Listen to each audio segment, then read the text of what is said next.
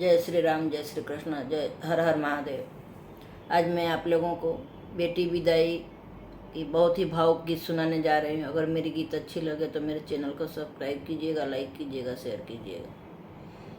बजवालिया ले बजनिया हो पापा, डोलिया लिया ले कहाँ, छतवालिया ले अपन हो भैया, बहिनी संगवा जाय।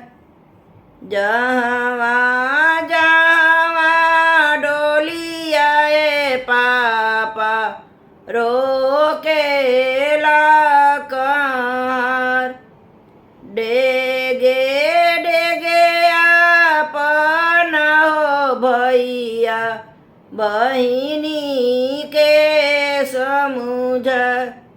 चुप हो खा चुप बहिनी, नयना पोछलो।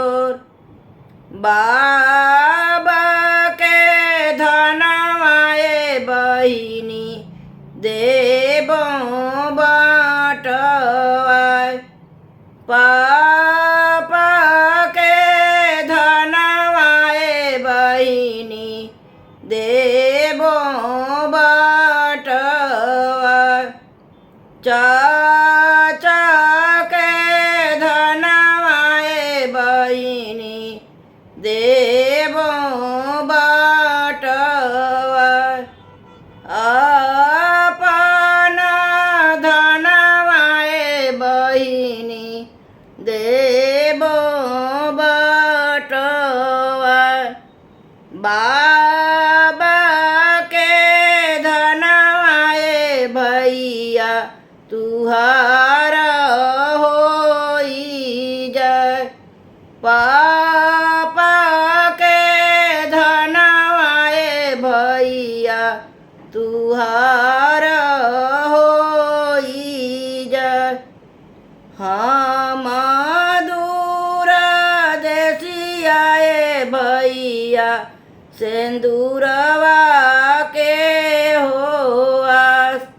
हम दूर देसियाए भैया, चुनरिया के हो आस। फिरी जाऊ फिरी हो जाऊ भैया हमार। पापा घरवा रोवत होइया, देहु समुझय।